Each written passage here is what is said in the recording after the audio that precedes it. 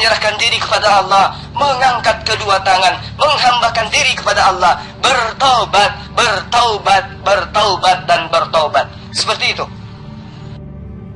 Ya Bapak Zulkifli, begini Bapak ya, jalan keselamatan itu hanya ada di dalam nama Yesus Kristus yang dihinakan orang. Itu dan ini. Padahal Yesus tidak melakukan dosa sedikit apapun. Ya, pendek aja ceritanya Bapak. Yaitu ada dua orang tergantung bersama Yesus di Bukit Golgota ya. Ada dua orang penjahat ya, yang tergantung bersama Yesus di kayu salib. Itu buktinya loh, penyelamatan Kristus ya. Yang walaupun mereka berdosa, tetapi Yesus selamatkan juga loh ya. Yang penjahat tergantung di kayu salib itu ya. Ya, manakala penjahat yang di sebelah kanan Yesus itu mengatakan, ya Yesus, ingatlah aku pada waktu engkau akan mendirikan raja di dunia ya. Itu perkataan seperti itu yang diucapkan atas daripada kesadaran penjahat yang berada di sebelah kanan Yesus itu. Apa kata Yesus? Yesus mengatakan, hari ini juga engkau bersama-sama aku di Taman Firdaus, artinya di surga. Jadi itu satu bukti loh, Yesus memutlakkan orang berdosa boleh masuk surga atas prinsip kematian Yesus di kayu salib itu loh ya. Itu justru ini saat sekarang aku mengajarkan kamu bahwa jalan keselamatan itu hanya ada pada diri Yesus. Aku sudah ngajarin kamu. Dari awal saya menginjili kamu itu agar kamu mengikuti jalannya Yesus. Apa itu? Bertaubat kepada Tuhannya Yesus. Paham? Saya tidak sedang mengajarkan agar kamu menuhankan Yesus, karena itu bukan jalan yang ditunjukkan oleh Yesus. Jalan yang ditunjukkan oleh Yesus ya, yang saya ajarkan samamu tadi itu jelas. Jalan yang Yesus tentukan, yang Yesus ajarkan kepadamu adalah bertaubat, adalah bersyahadat, adalah mengakui Allah satu-satunya Tuhan, tidak ada yang lain. Paham? Yesus bertauhid. Markus 12 ayat 29, hukum terutama, dengarlah hai Israel, Tuhan Allah kita, Tuhan itu esa. Yesus mengajarkan syahadat. Yohanes 17 ayat 3, inilah hidup yang kekal itu adalah mereka mengenal engkau satu-satunya Allah yang benar dan mengenal aku sebagai utusanmu. Yesus mengajarkan sholat dan bertobat. Matius 4 ayat 17, waktu itu Yesus memberitakan bertobatlah sebab kerajaan surga sudah dekat. Maka Yesus maju sedikit lalu sujud dan berdoa kepada Allah, ya Allah, jikalau sekiranya mungkin biarlah cawan ini berlalu daripada aku, tetapi janganlah seperti yang kuhendaki, melainkan seperti apa yang kau kehendaki. Yesus bersunat, Lukas 2 ayat 21, dan genap ke-8 hari kelahirannya ia disunatkan. Kemudian Yesus berpuasa, Matius 4:2, dan setelah berpuasa 40 hari dan 40 malam laparlah Yesus di dalam Matius 6 ayat 16, dan apabila kamu berpuasa janganlah muram mukamu seperti orang munafik, dan seterusnya. Yesus mengharamkan babi. Yesus mengharamkan babi. Yesus taat hukum Taurat di dalam Matius 5 ayat 17. Dalil jangan makan babi itu tertera di dalam Imamat 11 ayat 7. Yesus mengajarkan berbuat baik, mengamalkan baik. Ya, perbanyaklah harta surga, karena harta surga itu tidak lekang dimakan waktu, tidak lekang dimakan karat, dan seterusnya. Yesus mengucapkan insya Allah di dalam mengajarkan ajarannya kepada Bani Israel, Yakobus 4 ayat 13 sampai ayat 17, dan seterusnya. Jadi Yesus itu adalah jalan keselamatan. Tetapi jalan keselamatan yang Yesus tunjukkan harus mengikuti perkataannya dan mengikuti contoh yang diberikan oleh Yesus. Yohanes 10 ayat 27, murid-muridku mengenal aku, mereka mendengarkan perintahku, mereka mengikuti hukum-hukumku, mereka mendengarkan perintahku dan mengikuti aku. Nah, kamu mengikuti siapa sehingga kamu menjadi Kristen? Siapa? Kalau kamu pengikut Yesus, maka kamu akan menjadi Yahudi yang asli. Maka kamu akan menjadi Yahudi yang tidak diragukan ajaran tauhidnya. Tetapi kamu Kristen, tidak mengikuti jalan yang Yesus ajarkan. Yesus ajarkan satu-satunya Allah yang benar adalah Dia yang di langit. Kamu mengajarkan Yesus juga adalah Allah yang datang dalam rupa manusia. Sementara di dalam Yesaya 43 ayat 10, engkaulah saksi-saksiku, tidak ada Tuhan yang dibentuk, tidak ada Tuhan yang dibuat, tidak ada Tuhan yang diproses, Tidak ada Tuhan yang dicetak, tidak ada Tuhan yang dibentuk sebelum aku, dan tidak ada Tuhan yang dibentuk setelahku. Yesus dibentuk 9 bulan di dalam rahim Maria, berarti dia bukan Tuhan, titik. Tidak ada Tuhan yang dibentuk setelah aku, tetapi Yesus dibentuk 9 bulan di dalam rahim Maria, kemudian dijadikan Tuhan oleh engkau. Paham gak itu? Jadi saya menginjili kamu bukan berarti saya itu tidak suka sama kamu, tetapi saya menginjili kamu agar kamu itu sadar kembali kepada jalan yang benar, menuju kepada jalan yang diajarkan oleh Yesus. Kemudian orang yang disalib berdua di samping Yesus, ya. Yesus mengatakan, kau akan bersama aku di Firdaus. Kenapa? Karena orang tersebut bertaubat, mengimani Yesus sebagai anak Allah, mengimani Yesus sebagai utusan Allah, tidak mengimani Yesus adalah Allah yang disalib bersama dengan mereka. Tidak, tetapi mereka berdua mengakui bahwa Yesus itu adalah utusan Allah, Yesus itu adalah anak Allah, Yesus itu adalah Mesias. Maka Yesus mengatakan, engkau berdua akan bersama aku di Firdaus. Paham dah itu? Jadi jika kamu ingin menjadi pengikut Yesus, jawab pertanyaan saya, siapa kamu menurut Yesus? Dan setelah kamu menemukan jawabannya, saya yakin kamu akan mu'alaf. Karena Yesus tidak pernah menyebut orang-orang yang menyembahnya, orang-orang yang meninggalkan hukum Torah, orang-orang yang meninggalkan ajarannya akan masuk ke dalam kerajaan Allah. Di mana itu tertera? Di dalam Matius 5. Tidak setitik pun dihilangkan dari hukum Taurat meskipun yang paling terkecil.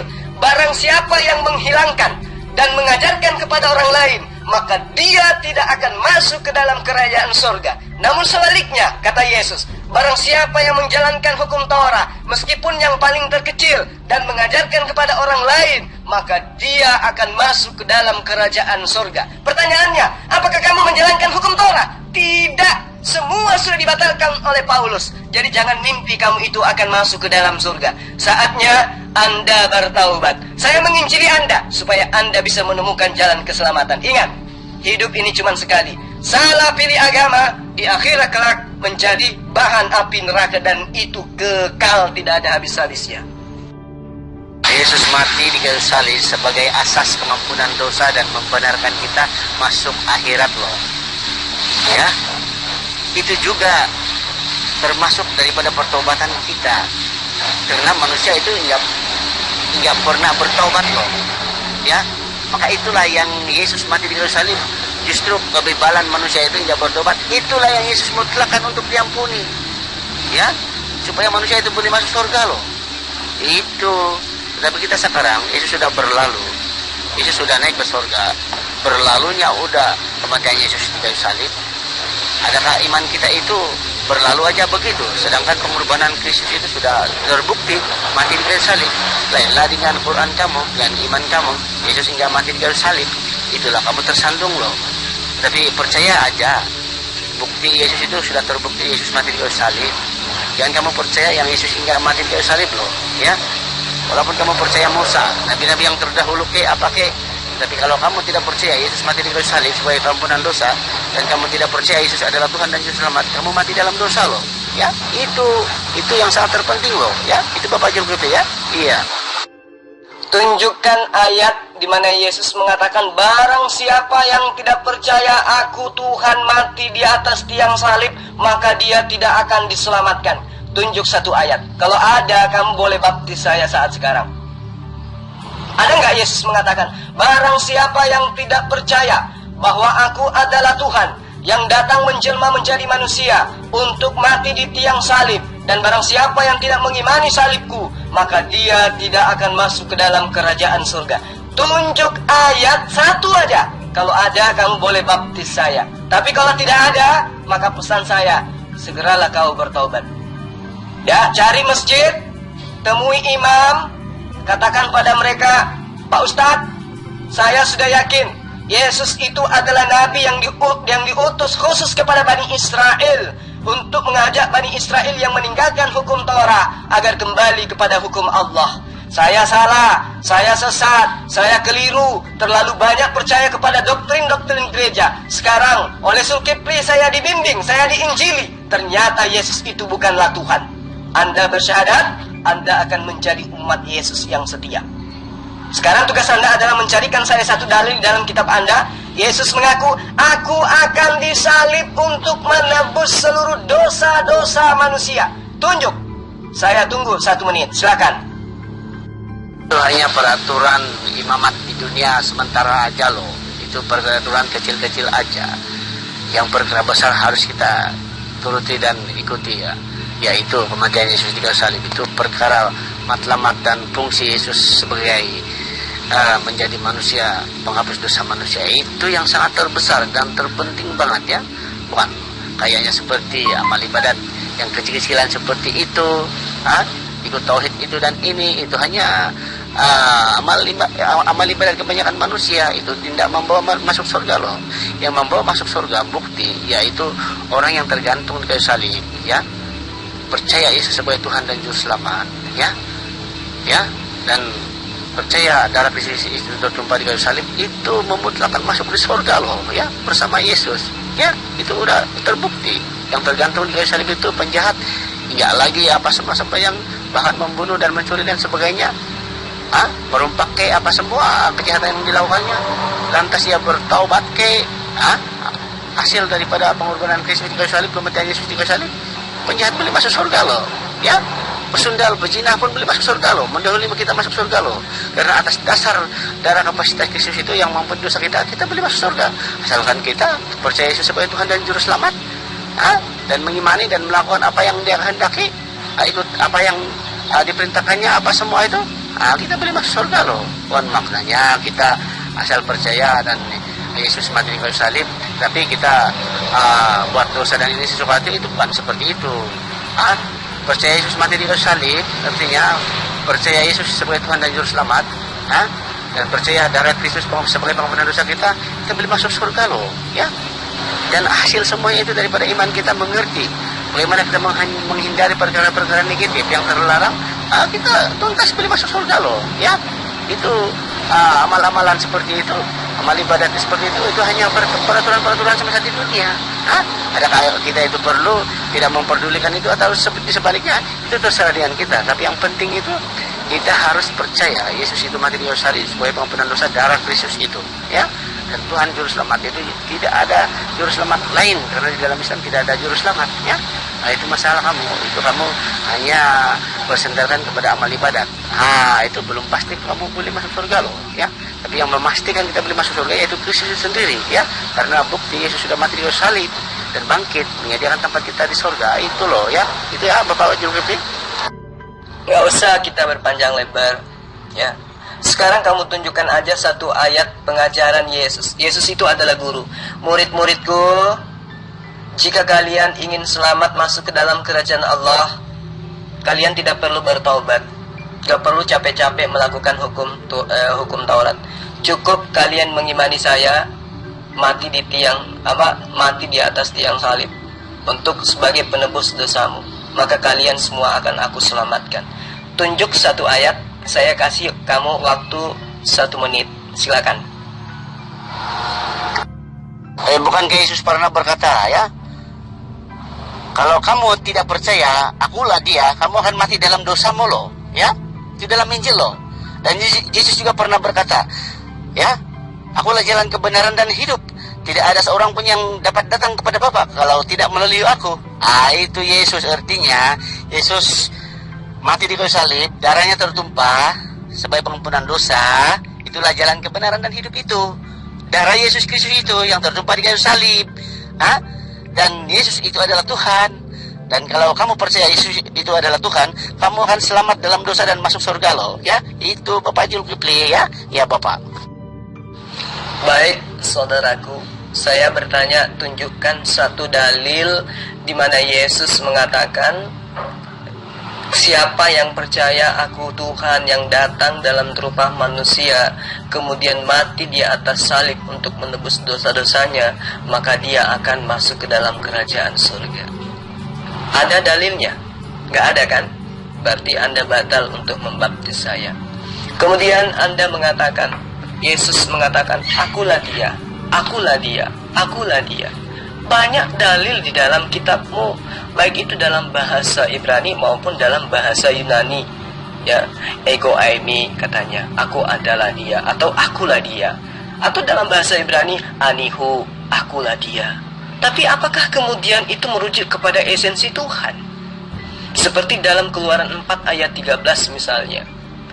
Kata anihu atau akulah itu terdapat di sejumlah ayat di Perjanjian Lama. Utamanya yang saya katakan tadi, Keluaran 4 ayat 13. Mudah-mudahan saya tidak keliru. Bahwa Allah memperkenalkan dirinya kepada Musa dengan mengatakan anihu. Tetapi apakah kemudian Yesus juga memperkenalkan diri ego aimi kepada Bani Israel bahwa dia itu adalah Tuhan? Tidak. Tidak sama sekali. Ketika Yesus mengatakan ego aimi, itu bukan bernuansa ilahi. Tidak ada keilahian yang ada pada diri Yesus yang diajarkan kepada Bani Israel. Itu yang perlu kamu katakan dengan baik. Yesus mengatakan, aku roti hidup, betul. Karena Yesuslah yang menunjukkan jalan kebenaran Bani Israel yang meninggalkan hukum Torah kepada Allah agar kembali kepada hukum Torah. Betul. Yesus mengatakan itu. Ego aimi sejalan dengan anihu, perkataan Allah di dalam kitabnya Bani Israel Perjanjian Lama. Yesus mengatakan, akulah terang dunia. Yohanes 8:12 ayat Yohanes 8 ayat 12 dan Yohanes 9 ayat 5 ya. Tolong diluruskan kalau saya salah. Tapi pada intinya dia mengatakan apa? Di konteks itu Yesus mengatakan, siapa yang dapat mengetahui bahwa ketika Yesus mengatakan hari raya bahwa dirinya adalah pokok daun daripada orang Yahudi, itu tertera di dalam Yohanes 7 juga. Namun bukan berarti Yesus itu adalah Tuhan. Kalau di dalam Perjanjian Lama, di kitab Keluaran, di kitab Bilangan, di kitab Imamat, lalu kemudian di dalam kitab-kitab Yeremia, Tuhan mengatakan, ehye eser ehye, aku adalah aku, atau anihu. Itu kemudian dia tidak klarifikasi bahwa masih ada esensi tertinggi di atasnya. Berbeda dengan Yesus, ketika Yesus mengatakan ego aimi, akulah dia, akulah dia. Dia yang dimaksud di situ adalah Sang Mesias. Apa Mesias itu? Mesias itu adalah yang diurapin. Nah, apakah yang diurapin itu adalah Tuhan? Tidak. Batu tugu juga diurapin, Daud juga diurapin, Kores juga diurapin, Harun juga diurapin, dan semua yang dianggap raja bagi Bani Israel, yang dianggap bertua bagi Bani Israel, itu semua adalah Mesias, itu semua adalah yang diurapin. Apakah kemudian batu tugu yang diurapin yang ada di bait suci itu adalah Tuhan?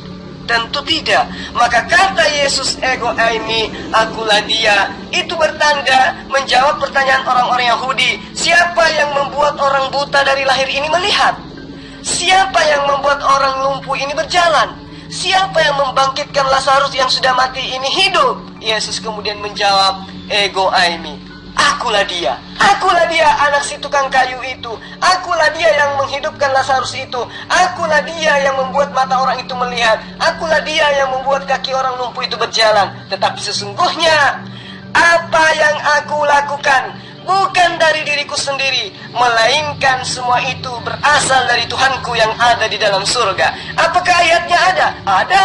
Di mana terterus itu, wahai Bapak Zulkifli? Yohanes 17 ayat 7. Mereka semua sekarang tahu. Mereka semua sekarang sudah paham. Mereka semua sekarang sudah mencatat bahwa apapun yang saya lakukan, semua itu berasal dari Tuhanku yang ada di surga. Katakan kepada saudara-saudaraku, wahai Maria, aku akan pergi kepada Tuhanku dan Tuhanmu, kepada Allahku dan Allahmu. Sebab kenapa? Bapakku, Tuhanku, Allahku jauh lebih besar daripada aku. Yohanes 12 ayat 49. Apa yang aku katakan? Aku mengatakan aku bisa menghidupkan orang mati. Aku mengatakan aku bisa membuat orang buta melihat. Aku mengatakan orang lumpuh bisa berjalan. Tetapi Tetapi ingat, semua yang aku katakan itu bukan berasal dari diriku sendiri, melainkan dari Dia yang telah mengutus aku dan memberikan tugas kepada aku untuk aku katakan dan aku sampaikan. Berarti apapun yang terjadi terhadap Yesus, memberi makan 5.000 orang dengan 1 roti misalnya, ya, itu Yesus katakan, kalau kau tidak percaya kepada aku, kata Yesus, tapi percayalah kepada pekerjaan-pekerjaan yang aku lakukan. Kenapa? Sebab pekerjaan-pekerjaan yang aku lakukan itu adalah pekerjaan yang diperintahkan, yang diinstruksikan, yang diimanahkan oleh Tuhanku untuk aku lakukan.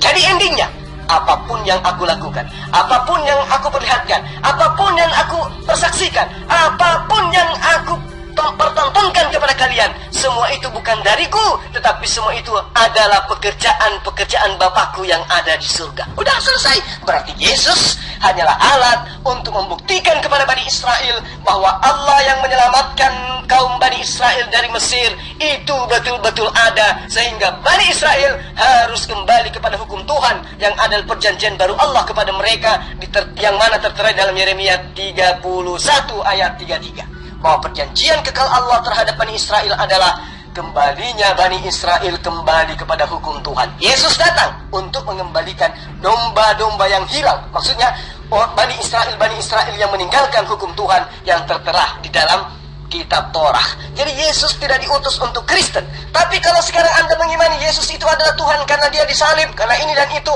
ajaran itu bukan dari Yesus. Ajaran itu bukan dari nabi-nabi. Ajaran itu datangnya dari Roma. Ajaran itu datangnya dari Yunani. Ajaran itu datangnya dari Mesir kuno. Ajaran itu datangnya dari India yang kemudian membuzi masuk dalam pengajaran Bani Israel.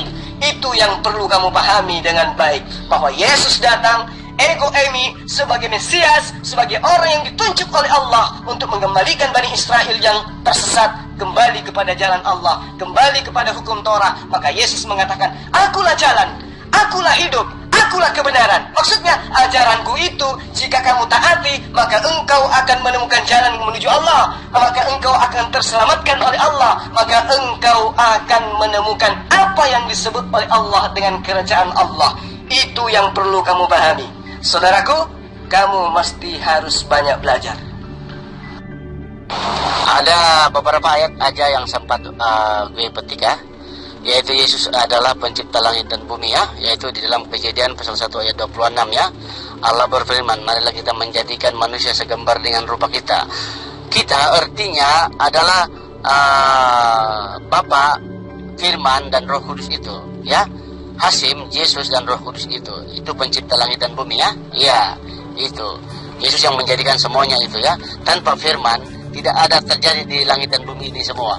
Ini kita rujuk di dalam perjanjian baru ya. Ini perjanjian baru loh. Di dalam Yohanes pasal 1 ayat 1 ya hingga 3. Pada mulanya adalah Firman. Firman itu bersama-sama dengan Allah, dan Firman itu adalah Allah. Dan semua kejadian di langit dan di bumi ini tidak terjadi tanpa Firman itu, tanpa Yesus itu. Itulah maknanya di dalam Yohanes 1 ayat 1 hingga 3 itu ya. Tidak ada terjadi di dalam kolong langit ini atau langit itu sendiri pun kalau bukan Firman, kalau bukan Yesus itu ya. Dan yang di dalam perjanjian baru lagi, satu ayat lagi yang lebih petik, yaitu di dalam Wahyu 1 ayat 7 dan 8 ya. Wahyu 1 ayat 7 dan 8. Yesus berkata, akulah Alfa dan Omega, yang pertama dan yang akhir, yang sudah ada dan yang ada dan yang akan datang, dan yang maha kuasa.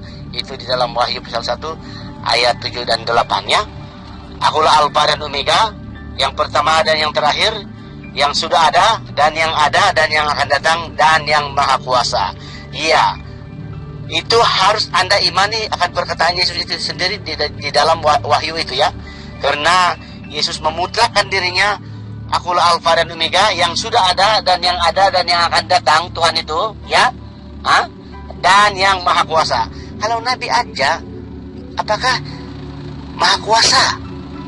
Itu artinya yang maha kuasa itu adalah penguasa langit dan bumi ya. Ya, itulah Yesus itu ya Bapak. Oke. Saudara tidak mengena kepada pertanyaan saya dari awal. Saudara hanya mempertontonkan iman pagan Anda terhadap saya, di mana Anda memaksakan Yesus itu adalah Tuhan itu sendiri dengan mengutip dan mencomot ayat dalam kitabnya agama orang lain. Tapi nggak apa-apa, saya ucapkan terima kasih atas keuletan Anda untuk mengingkari ajaran Yesus. Tapi begini, sebagai penginjil saya punya kewajiban untuk menyadarkan Anda. Ketika Anda mengatakan Yesus itu adalah pencipta, maka Anda harus berhadapan dengan Amsal 8 ayat 14 sampai ayat 36. Yang mana dikatakan bahwa Yesus adalah ciptaan Allah.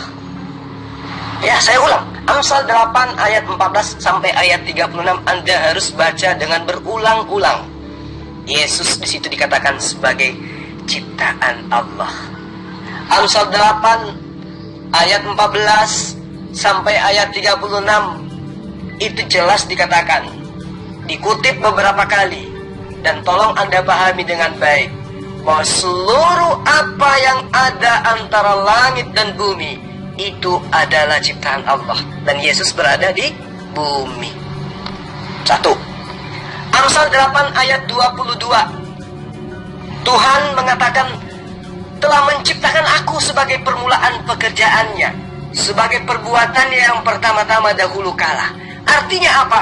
Firman, ya, kehendak Allah lebih pertama kali menciptakan Salomo. Aku dibentuk pada mula pertama sebelum bumi ada. Salomo dibentuk jauh sebelum Yesus ada. Ayat 27, ketika ia mempersiapkan langit, aku ada di sana. Yesus belum ada di situ. Yesus ada di abad pertama. Di ayat 30-nya, aku ada sertanya sebagai anak kesayangannya. Salomo lebih awal mengaku sebagai anak sulung, sebagai anak kesayangan. Ya, lalu kemudian ayat 22 pada Wahyu 3 dijelaskan di ayat 14-nya juga, inilah firman dari Yesus, yaitu permulaan dari ciptaan Allah. Yesus adalah ciptaan. Kemudian Anda mengatakan Wahyu 1 ayat 22 sampai ayat 23. Apa ayat 7 dan seterusnya. Akulah Alfa dan Omega. Ingat ayat pertamanya. Ayat pertama dari Wahyu 1 itu apa? Yesus diperintahkan oleh Allah untuk menyampaikan kepada hamba-hamba Allah bahwa Allah adalah Tuhan satu-satunya Tuhan. Jadi Yesus itu hanya penyampai firman. Kalau Yesus mengatakan akulah Alfa dan Omega, akulah yang pertama dan yang terakhir, itu belum ada apa-apanya. Lebih hebat Muhammad. Muhammad mengatakan apa di dalam surat Taha ayat 14? Innani ana Allah. Sesungguhnya aku ini adalah Allah. La ilaha illa ana. Tidak ada Tuhan selain aku, dan sembahlah aku untuk mengingatku. Itu kata Muhammad.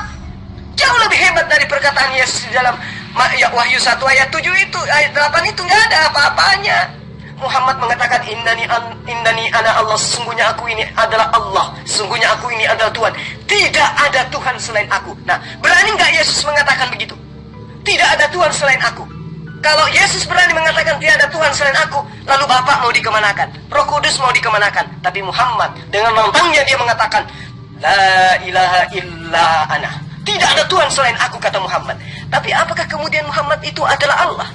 Tidak. Muhammad, Musa, Abraham, Ishak, Yakub, Yesus, semua itu hanyalah penyampai firman.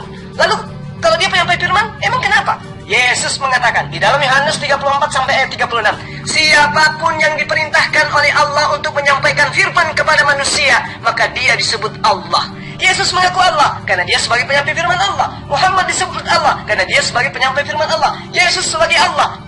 Musa sebagai Allah karena Musa juga adalah penyampai firman Allah. Jadi siapapun yang ditugaskan oleh Allah untuk menyampaikan firman kepada Allah, kepada manusia, maka dia adalah Allah. Maksudnya dia harus membacakan apa yang diperintahkan oleh Allah. Tidak boleh ditambah, tidak boleh dikurangin. Makanya Yesus mengatakan di dalam kitab Wahyu, barang siapa yang menambahkan perkataan-perkataan di dalam kitab ini, maka Allah akan menambahkan bencana-bencana kepadanya. Namun barang siapa yang mengurangi perkataan-perkataan di dalam ayat ini, maka Allah akan menghapuskan namanya di dalam kerajaan Allah. Yesus sudah memberikan indikasi itu. Berarti apa yang diterima oleh Yesus, segala firman yang engkau berikan kepadaku telah aku sampaikan kepada mereka. Nah, Allah mengatakan kepada Yesus, Yesus sampaikan kepada mereka bahwa aku adalah Alfa dan Omega. Nah, Yesus sampaikan kepada mereka, akulah Alfa dan Omega. Jadi yang disampaikan oleh Yesus itu adalah apa yang diperintahkan oleh Allah untuk dia sampaikan. Yohanes 12 ayat 49 yang saya katakan kepada Anda tadi. Aku tidak berkata-kata dari diriku sendiri. Apa yang aku katakan adalah apa yang diperintahkan oleh Tuhanku untuk aku katakan dan aku sampaikan. Jadi Yesus mengatakan, akulah Alfa dan Omega. Itu bukan dari dirinya sendiri, tetapi adalah perkataan yang diperintahkan oleh Allah untuk Yesus sampaikan. Itu yang perlu kamu pahami. Maka tugas saya sebagai penginjil mengajarkan kamu agar kamu bertaubat, meninggalkan apa yang ada sekarang kamu imani. Mengimani sosok manusia bernama Yesus sebagai Tuhan, itu adalah perbuatan yang sangat celaka. Lebih bahaya menuhankan Yesus ketimbang COVID-19. Itu yang perlu kamu pahami. Kalau COVID-19 itu hanya membunuh jasad, tetapi kalau menuhankan Yesus, membunuh jasad, membunuh jiwa. Kata Yesus di dalam Matius dan Lukas, maukah kamu kepada siapa engkau harus takut? Kata Yesus, takutlah kepada dia yang setelah membunuh jiwa, yang setelah membunuh manusia, dia mampu melemparkan jiwa manusia ke dalam api neraka. Ya, itulah yang harus kamu takuti. Jangan kamu takut kepada Paulus yang mengajarkan bahwa Yesus itu adalah Tuhan. Paulus itu adalah nabi, tetapi dia adalah nabi palsu. Itu yang perlu kamu pahami. Kita sudah sejam lebih, kamu belum menjawab siapa kamu di hadapan Yesus. Kamu belum menjawab itu. Kamu malah petenteng kesana kemari. Artinya, kamu sudah sadar bahwa aku di hadapan Yesus adalah penjahat, adalah pengkhianat, adalah orang kafir, adalah setan. Karena Yesus mengatakan, bukankah aku telah bernubuat demi namamu, wahai Yesus? Bukankah aku telah mengusir setan demi namamu, wahai Yesus? Bukankah aku telah berdoa demi namamu, wahai Yesus? Tapi Yesus mengatakan, enyahlah kau daripadaku, kau semua pembuat kejahatan. Jadi you di hadapan Yesus adalah pembuat kejahatan. Bertobatlah saudaraku. Oke para sahabat sekalian, saya kira materi penginjilan saya pada pagi hari ini udah selesai ya. Karena saya ada kegiatan terkhusus kepada saudara saya pendeta Triple G ya, pesan saya gitu. Dengan kamu berkristen itu tidak ada jaminan kamu itu akan masuk dalam kerajaan Allah. Kenapa? Karena hidup kekal atau hidup yang kekal di dalam surga menurut Yesus itu ya harus menjadi Islam. Karena di dalam Islamlah manusia mengenal Allah satu-satunya Tuhan dan mengenal Yesus sebagai utusan Tuhan. Kalau di dalam imanmu mengenal Yesus sebagai Tuhan, itu sudah menyalahi apa yang Yesus tekankan di dalam Yohanes 17 ayat 3. Saya ulang, Yesus mengatakan hidup kekal itu adalah engkau mengenal satu-satunya Allah yang benar, yaitu Dia yang ada di langit. Nah, Islam lakukan itu. Lalu syarat yang kedua, hidup yang kekal yang kedua adalah syaratnya engkau mengenal Yesus Kristus yang telah Dia utus. Lagi-lagi Islam mengimani itu. Jadi Islam mengimani Allah satu-satunya Tuhan dan juga mengimani Yesus adalah utusan Tuhan. Berarti resep, konsep, kunci, tiket bagi umat Islam sudah ada untuk masuk ke dalam kerajaan surga. Sementara kamu dan golonganmu justru menganggap Yesus itu adalah Tuhan. Itu tidak sesuai dengan tiket yang Yesus sampaikan kepada Bani Israel. Untuk itulah saudaraku, ya, mudah-mudahan seluruh penyampaian saya dalam penginjilan saya pada pagi hari ini bisa kamu dengarkan dengan baik. Karena apa yang saya sampaikan ini betul-betul murni dari kitabmu, betul-betul murni dari akal sehat, betul-betul murni berasal dari keinginanku melihat kamu itu menyembah kepada Tuhan yang disembah oleh Yesus. Bukan atas dasar kebencian, bukan atas dasar tidak senang, tetapi semata-mata itu adalah kasih yang Allah berikan melalui saya. Karena Islam itu adalah rahmat bagi sekalian alam. Engkau punya kesempatan di hadapan Allah untuk mendapatkan hidayah. Siapapun Anda, mau Kristen, Hindu, Buddha, hidayah itu adalah hak Anda. Maka raihlah hidayah itu dengan sungguh-sungguh. Ya, sekira seperti itu dari saya. Saya mengucapkan terima kasih banyak atas waktunya berdiskusi dengan saya. Saya akhiri, wabillahi taufiq wal hidayah. Salam satu Tuhan. Assalamualaikum warahmatullahi wabarakatuh.